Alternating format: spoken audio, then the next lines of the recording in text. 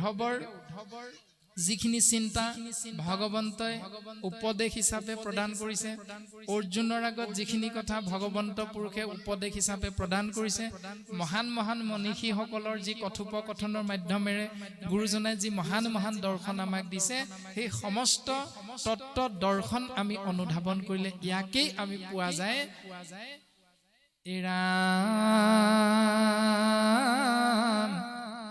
আপুনি আচৰি ধৰ্ম আনকো শিকাই, সেহি ভাগৱত ধৰ্ম জানানি মীৰাই। আপুনি আচৰি ধৰ্ম আনকো শিকায়, সেহি ভাগৱত ধৰ্ম জানানি মীৰাই। আমি বহুত সমাজত গলো, আপোনাৰ হ'ব ৰাশিক ধন্য হয়, কিন্তু সেই বহুত সমাজত যিখন গামোচা আমাক সম্বৰ্ধনা জনাই গলত পিন্ধাই দিয়ে, যিখন চেলেং আমাক গলত পিন্ধাই দিয়ে, সেই গামোচা আৰু চেলেংখন কিন্তু দোকানৰ পৰা কিনি অনা হয়। গুৰুজনাই যিখন বৃন্দাবনী বস্ত্ৰ আমাক বৈকুণ্ঠৰ পথ আঁকি দেখুৱাইছিল, সপ্ত বৈকুণ্ঠৰ আৰ্হি, সেইখন কিন্তু তাঁতশালত শিপিনীয়ে বৈছিল। তাৰমানে গুৰুজনাৰ দৰ্শনটো কৰ্ম সংস্কৃতি। গুৰুজনে আমাক কৰ্মমুখী জীৱনটো দিছে। কৰ্মই হ'ল ধৰ্ম। কৰ্ম নকৰাকৈ আঁঠুৰ মূৰত তোমালোকে সোণ বিচাৰিলে একো নোপোৱা। গতিকে কৰ্মই যেতিয়া ধৰ্ম, সেইটোৱে ভাগৱত ধৰ্ম, যিটো আইসকলে আমি সেইটো কৰিব লাগে।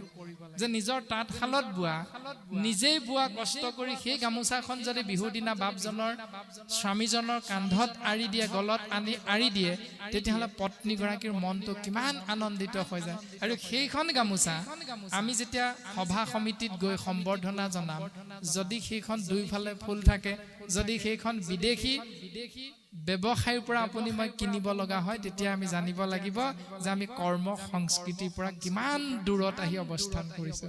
গুৰুজনাৰ ধৰ্ম দৰ্শনটো বহি বহি খোৱা নহয়।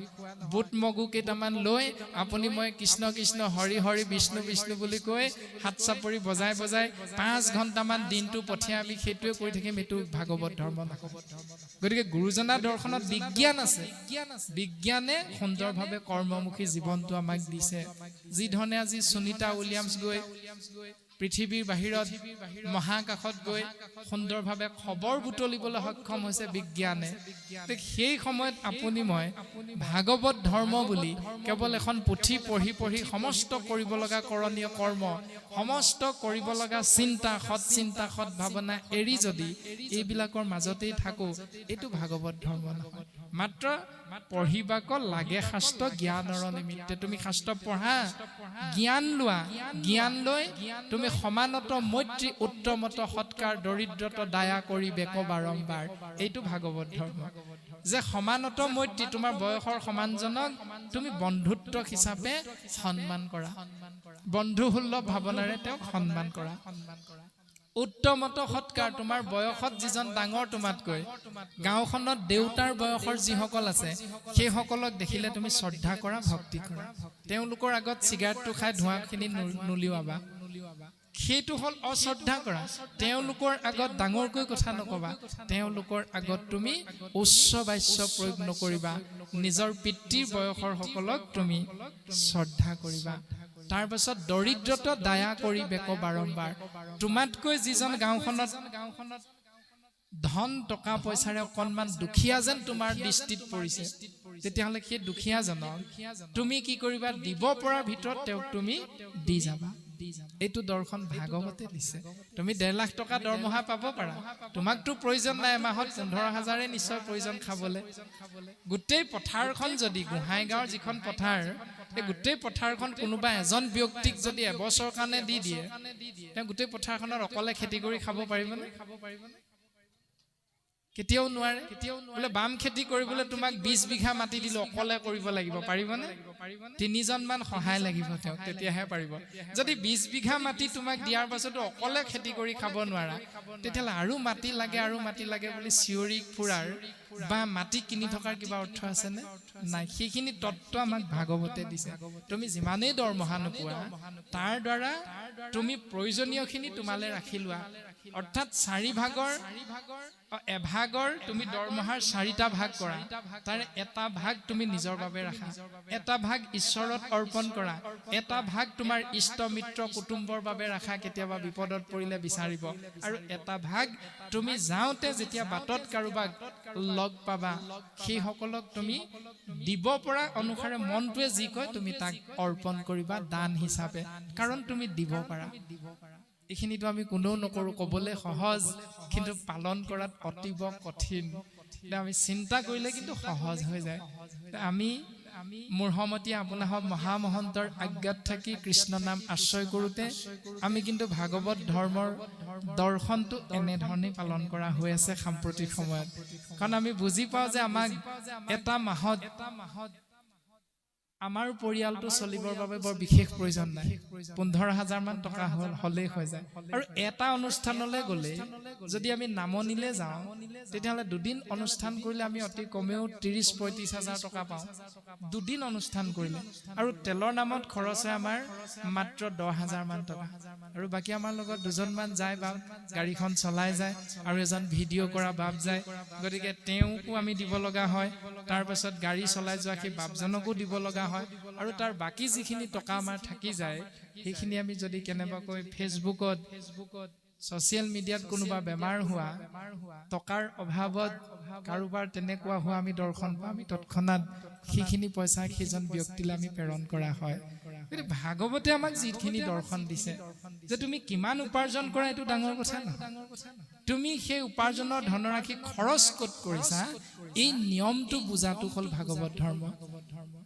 এইখিনি কথা ভাগৱতে আমাক সুন্দৰভাৱে শিকাইছে তপ জপ তীৰ্থ ব্ৰত আৰু সদাচাৰ ধন জন গৃহ পুত্ৰ ভাৰ্যা আপোনাৰ সমস্তকে শুদ্ধভাৱে অৰ্পিলে কৃষ্ণত তাকে সেই বুলয় ধৰ্ম মহাভাগৱত এইটো হ'ল মহাভাগৱত ধৰ্ম গতিকে আমি কোন সমাজৰ কি নিয়ম পালন কৰিছো এইটো ডাঙৰ কথা নহয় কিন্তু নিয়মটো শাস্ত্ৰৰ লগত মিলিছে নাই যদি মিলিছে তেতিয়াহ'লে কি ভাগৱত ধৰ্ম হয় যদি অকণমান খেলি মেলি হৈ আছে মিলাই ল'বলৈ চেষ্টা কৰিব কথাটো হ'ল সেইটো গতিকে বৰ্তমানো বসুদেৱে কংসৰ আগত কথাখিনি সুন্দৰভাৱে প্ৰকাশ কৰিছে যে যাৱে বল বুদ্ধি থাকে থিৰ কৰি মন মৃত্যুক তৰিবে লাগি কৰিব যতন পুত্ৰক অৰ্পিব বুলি কংস নৃপতিক ইহাৰ খাতৰ এৰুৱাও দৈৱকীক যে বসুদেৱে এটা শেষৰ সিদ্ধান্ত ল'লে সিদ্ধান্তটো হ'ল হে ৰাজন কংস তুমি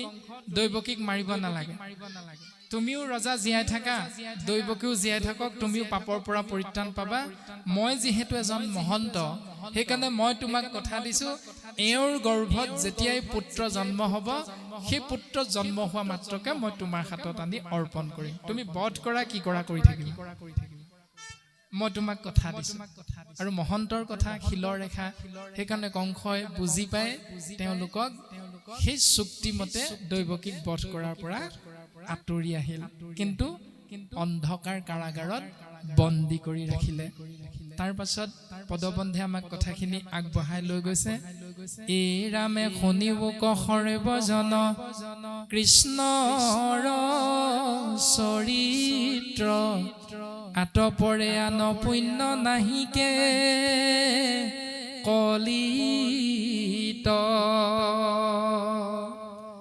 লভি আছা জন্ম যিটো ব্ৰহ্মাৰ বাঞ্ছিত জানি যত্নে কৰা পান কৃষ্ণ কথামৃত সেই সভাসদ বৰ্গ কৃষ্ণৰ চৰিত্ৰ শুনা কিয় আতপৰে আন পুণ্য নাহিকে কলিত এই কলিযুগত জীৱৰ পৰম পুণ্য বা মংগলৰ ব্যৱস্থা বেলেগ এটা নাই কেৱল কৃষ্ণ নামতেই সমস্ত মংগল নিহিত হৈ আছে লভি আছা জন্ম যিটো তোমালোকে যিটো জন্ম পাইছা মনুষ্য জন্ম ব্ৰহ্মাৰো বাঞ্ছিত মনত ৰাখিবা ব্ৰহ্মাই আমাক জন্ম দিছে কিন্তু ব্ৰহ্মায়ো মনুষ্য জন্মটো বিচাৰিছিল এনেহেন ব্ৰহ্মায়ো ইচ্ছা কৰা মনুষ্য জন্মটো সেই জীৱ তোমালোকে লাভ কৰিছা গতিকে ইয়াক বিপথে নপঠিয়াবা জানি যত্নে কৰা পান কৃষ্ণ কথামৃত তোমালোকে জানি লৈ বুজি লৈ যত্ন সহকাৰে কৃষ্ণ নাম আশ্ৰয় কৰা নাম অমৃত পান কৰা ক্ষণিক সংসাৰ বিলম্বত কাৰ্য নাই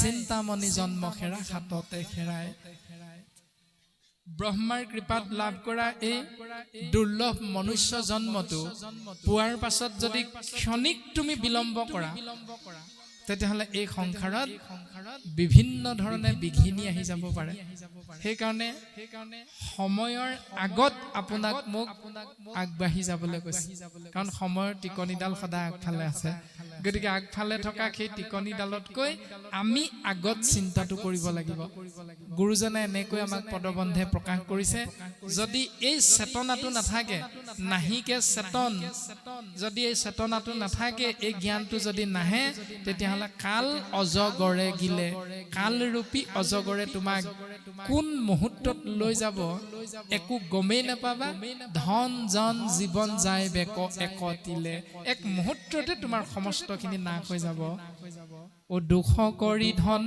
ধান আৰ যে যত মানে কৃষ্ণে এৰিলাতে তাংক খাইবে খবে আনে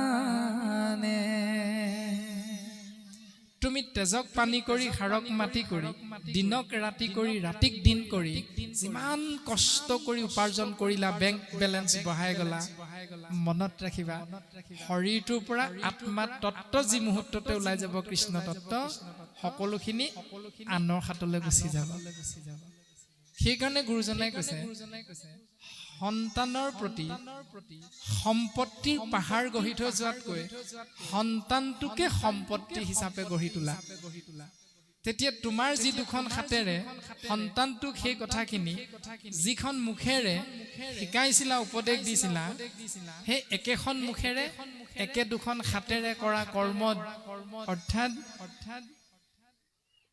পুত্ৰ যদি জন্ম হয় তেতিয়াহ'লে সেই পুত্ৰৰ কৰ্মত জীৱৰ গতি হয় যদি শুদ্ধ কৰ্ম হয় পুত্ৰই উদ্ধাৰে যদি কহি আছে শাস্ত্ৰ হয় পুত্ৰই উদ্ধাৰ কৰিব পোন নাম নৰকৰ পৰা সেইকাৰণে বিয়া কৰাব লাগে আৰু পুত্ৰ জন্ম দিব লাগে 84খন নৰকৰ পোন নাম নামৰ নৰকখনৰ পৰা উদ্ধাৰ পাবৰ বাবে পুত্ৰৰ জন্মটো অতিব প্ৰয়োজন কিন্তু শাস্ত্ৰই সেই পুত্ৰজনৰ নামটো কৈছে কি বুলি বৈষ্ণৱ পুত্ৰক প্ৰতি বুলি আছে মাত্ৰ সেই পুত্ৰজনৰ নাম বৈষ্ণৱ পুত্ৰ আৰু বৈষ্ণৱ পুত্ৰ কেনেকৈ পায় বিশিষ্ট পুণ্যেহে পায় বৈষ্ণৱ পুত্ৰ তুমি বিশিষ্ট পুণ্যৰ গৰাকী হ'ব লাগিব তেতিয়াহে এজন বৈষ্ণৱ পুত্ৰৰ পিতৃ হ'ব পাৰিবা আৰু যদি বৈষ্ণৱ পুত্ৰ নহয় তেতিয়া কি হ'ব অবৈষ্ণৱ পুত্ৰ যদি উপজে বংশত স্বৰ্গ সন্তে পিতৃক পেহলাৱৈ নৰকত তেতিয়া স্বৰ্গত থকা পিতৃ নৰকলে খহি পৰিব লাগিব অবৈষ্ণৱ পুত্ৰৰ কৰ্মৰ কাৰণে এতিয়া আমি যদি চিন্তা কৰোঁ পুত্ৰ লাগেই তেতিয়াহ'লে পুত্ৰ নথকা বাপাইসকল তৰিব নোৱাৰিব নেকি নিশ্চয় পাৰিব শাস্ত্ৰই খুব সুন্দৰ সুন্দৰ সিদ্ধান্ত দিছে তাৰমানে বৃথা কথা কৈ কৃষক মৰখ তাৰ দৰ্শনটো দিলে যে দেৱৰ ঋণ ঋষিৰ ঋণ ভূতৰ ঋণ পুষ্যৰ ঋণ এনেকৈ 5টা ধাৰ এটি জীৱৰ মাতৃগৰ্ভৰ পৰা আহোঁতে লাগি থাকে বুলি কৈছে দেৱৰ ঋণ ঋষি ঋণ, ভূত ঋণ, পিতৃ ঋণ আৰু পোষ্য ঋণ। এতিয়া সেই ধাৰ কিতাপ মাৰিবৰ বাবে আমি পাঁচটা কৰ্ম যজ্ঞ বুলি কোৱা হৈছে দ্বিতীয় স্কন্ধত, সেইকেইটা হেনো আমি কলিৰ মলমতি মনুষ্যক কৰিব লাগে। এতিয়া কৰিব লাগে নে নালাগে, আমাৰ এটা বিশ্বাস কৰিব লাগে। কেনেকৈ কৰিব লাগে, কিয় কৰিব লাগে, কিয় নালাগে, এই সমস্তখিনি কথা ভাগৱতে সিদ্ধান্ত দিছে।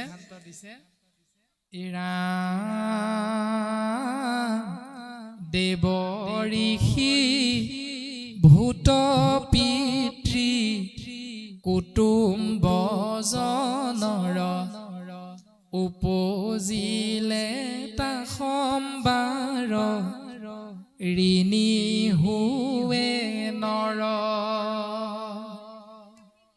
ৰাম সোমেদেৱ ঋণ খোজে তৰ্পণে ঋষিৰ বলিদানে ভূত শ্ৰাদ্ধ আদিয়ে পিতৃৰ সমভাৱে সুহৃদ জনৰ খোজে ঋণ এহি ভাৱে ঋণী সদা ভকতি বিহীন। হোম যজ্ঞৰ দ্বাৰা দেৱতাৰ ঋণ, তৰ্পণৰ দ্বাৰা ঋষি ঋণ, বলিদানৰ দ্বাৰা ভূত ঋণ, শ্ৰাদ্ধ পিণ্ডৰ দ্বাৰা পিতৃ মাতৃ ঋণ, সত্য শৌচ ক্ষমাৰ মাধ্যমেৰে ইষ্ট মিত্ৰ কুটুম্ব বংশ পৰিয়ালৰ ঋণ মুক্ত হ'ব পাৰে এইকেইটা কৰ্মৰ জৰিয়তে এজন ব্যক্তি। কিন্তু গুৰুজনাই ক'লে সমভাৱে সুহৃদ জনৰ খোজে ঋণ, এনেকৈ পাঁচটা ধাৰৰ পৰা মুক্ত হ'বলৈ পাঁচটা কৰ্ম কৰিলেও এহিভাৱে ঋণী সদা, এনেকৈ সদায় ঋণতে পৰি থাকে ভকতিবিহীন। যিজন ভক্তিবিহীন তেওঁ সদায় ধাৰতে পোত খাই থাকে। পাঁচটা কৰ্ম কৰি লাভ হ'ব নে লোকচান হ'ব? যদি ধাৰটো থাকিয়ে যায়, তেতিয়া গুৰুজনাই সিদ্ধান্ত দিছে কেনেকৈ আমি ইয়াৰ পৰা প্ৰতিকাৰটো লাভ কৰিব পাৰিম, এই ব্যৱস্থাটোৰ পৰা উদ্ধাৰ পাব পাৰিম। সিদ্ধান্ত দিছে এই ৰামে কায় বাক্য মন কৰি নিশ্চয়ে যিজন মুকুন্দৰ চৰণত পখিল শৰণ। কায়েৰে যেতিয়া কৃষ্ণৰ চৰণত শৰণ ল'ম, কাইটোৱে কেনেকৈ শৰণ লওঁ? আমি দণ্ডৱতে শৰণ লওঁ। কোনোবা সত্ৰাধিকাৰৰ ওচৰত গৈ শিকি আহোঁ, কোনোবা ভকতৰ ওচৰত গৈ শিকোঁ, কোনোবাই শৰণ আচাৰ্যৰ ওচৰত গৈ শিকোঁ। কেইবাৰ 12 বাৰ আমি গোটেই শৰীৰটো পেট পেলাই অষ্ট অংগ মাটিত লগাই আমি শৰণ লওঁ। লওঁ নে নলওঁ? লওঁ। কেইবাৰ শপত খালো? 12 বাৰ। কি বুলি শপত খালো আপোনালোকে জানে? শৰণ লৈছে। গতিকে 12 বাৰ শপত খাই হে কৃষ্ণ স্বামী তজু পাৱে আমি কেৱলে শৰণ চাওঁ, কৰা অনুগ্ৰহ মায়াৰ নিগ্ৰহ তেবেহে প্ৰভু এৰাও। কৃষ্ণ কোন? মায়াৰ স্বামী। মায়াৰ পৰা পৰিত্ৰাণ পোৱা। মায়া মানে কি? মই। মায়া মানে কি? মোৰ। এই দুটাই হ'ল মায়া।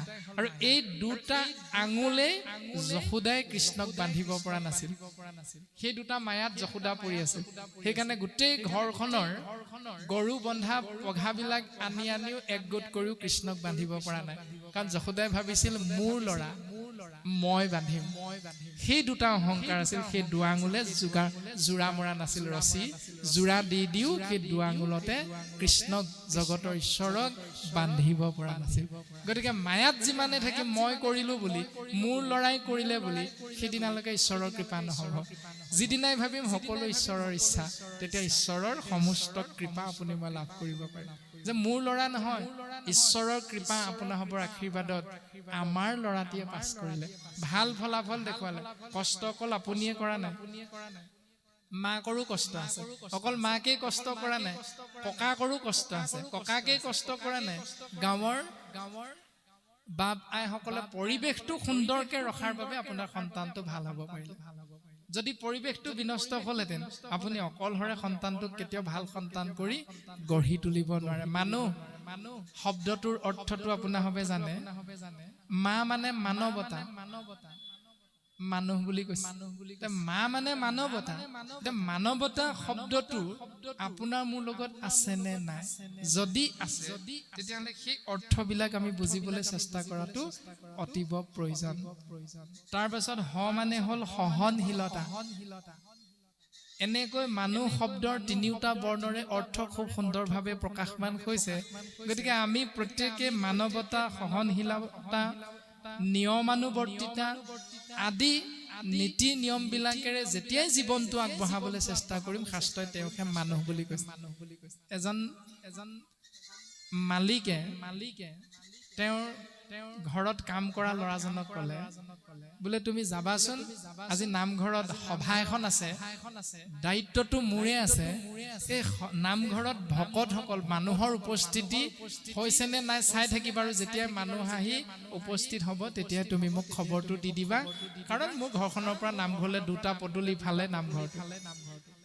যেতিয়া সেই কাম কৰা ল'ৰাজন গৈ নামঘৰৰ পদূলিৰ ওচৰতে ৰৈ চাই আছে এজন দুজন তিনিজন চাৰিজনকে মানুহ আহি 12 বজাত হ'ব লগা মিটিংখন 3 বাজিছেগে অহা নাই তেনেতে ব্যক্তিজনে চিন্তা কৰিলে মৰাটোক পঠিয়ালো এইটো দেখোন ইমান সময়লৈকে মোক হা নাই একো উত্তৰ দিয়াহি নাই কথাটো কি হ'ল মই নিজে যাব লাগিব এই বুলি ভাবি যেতিয়া গৈ তেওঁ সেই ল'ৰাজনক সুধিলে ৱা নামঘৰত মানুহ আহি ভৰিলে তই মোক অথনিৰ পৰা কোৱা নাই কিয় বোলে নহয় মই মানুহ এজনো দেখা নাই বোলে কিয় কাৰণ আমি ককাহাতৰ মুখত শুনা সেইখিনি কথা যে প্ৰাণী হিংসাৰ পৰা বিৰত থকা যিটো ব্যৱস্থা নামঘৰৰ বাট চৰাটোৰ ভিতৰতে অৰ্থাৎ কাষতে এজন গৃহস্থীয়ে আহি ছাগলী এজনী এৰাল দি থৈছিল আৰু সেই এৰালডালত জুটপুট খাই ছাগলীজনীয়ে ঘাঁহ খাব নোৱাৰাকে থিয় হৈ আছে ৰ'দত আৰু নামঘৰলৈ অহা প্ৰত্যেকজন ভকতেই চুৰিয়াত বনগুটি লাগিব বোকা লাগিব বুলি ছাগলীজনীৰ ফালে চাই ছাগলীজনীক এৰালডালৰ পৰা মুক্ত নকৰাকৈ নামঘৰৰ ভিতৰত গৈ বহি আছে ল'ৰাজনে কৈছে যে মই মানুহ এজনো দেখা নাপালো একেবাৰে শেষত এজন বৃদ্ধ দেউতা আহিল তেওঁ ছাগলীজনীক দেখি এৰালডাল খুলি সুন্দৰকে ছাগলীজনীক সেই বন্ধনটোৰ পৰা মুক্ত কৰি টিউবেলত গৈ হাত মুখ ধুই আকৌ নামঘৰৰ ভিতৰত গৈ বহিল বোলে দেউতা মই মানুহ এজনহে দেখিলো কৃষ্ণ এতিয়া আমাৰো স্বভাৱটো তেনেকুৱা যে আমি কি কৰিব লাগে মানুহ হিচাপে কৰ্তব্য কৰ্ম ধৰ্ম তাক নকৰি আমি কেৱল গতানুগতিক জীৱন এটাৰ মাজেৰে গৈ আছো এইখিনি ভাগৱত ধৰ্ম নহয় কিয়নো বৰ্তমান পদে আমাক ক'লে ধন জন জীৱন যায় বেক একতিলে যি ধন ঘটিছা আহিছা মাতৃগৰ্ভৰ পৰা এখনো বস্ত্ৰ নোলোৱাকে আৰু যাবাগৈও এইখন সংসাৰৰ পৰা এখনো বস্ত্ৰ নোলোৱা এতিয়া যে লজ্জা নিবাৰণৰ কাৰণে আমি বস্ত্ৰবিলাক পিন্ধো সেই বস্ত্ৰ যদি কাৰোবাৰ নাথাকে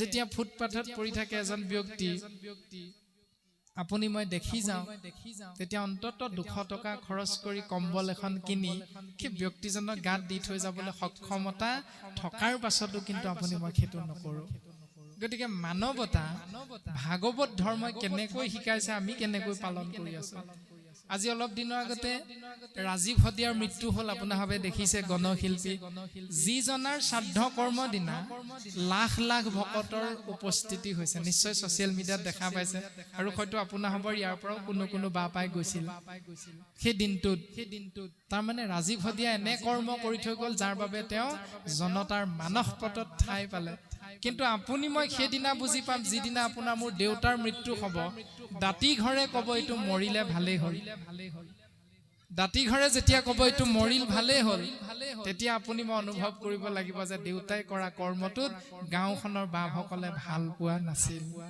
তাৰমানে আমি দাঁতি ঘৰৰ অন্তৰতে সোমাব পৰা নাই অথচ আপুনি মই দিনে ৰাতিয়ে ভাগৱত পঢ়িছো দিনে ৰাতিয়ে ভাওনা কৰিছো দিনে ৰাতিয়ে নামঘৰীয়াখন নাম প্ৰসংগ কৰিছো তাৰমানে কৰ্মত কৰবাত নহয় কৰবাত আপোনাৰ মোৰ ভুল ৰৈ গৈছে তাৰমানে কৰ্মই ধৰ্ম আপোনাৰ মোৰ বংশ কোন আপোনাৰ মোৰ শিক্ষাগত অৰ্হতা কিমান এইটোৰ ওপৰত আপোনাক মোক কোনেও ভাল নাপায় আপোনাক মোক ভাল পাব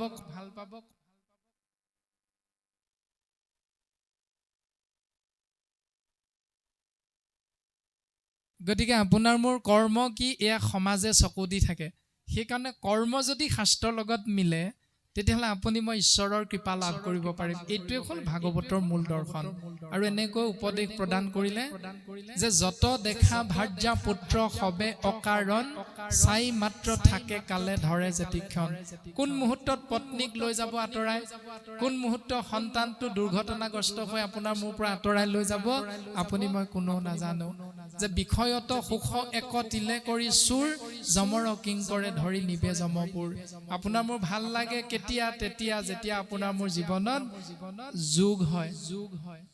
অৰ্থাৎ ল'ৰা এটিৰ জন্ম হলে আপোনাৰ মোৰ আনন্দ হয়। যোগ হ'ল পৰিয়ালটো, দুটা প্ৰাণী আছিলো, তিনিটা হ'ল। যোগ হ'ল ঈশ্বৰৰ কৃপাত, সেইকাৰণে আনন্দ।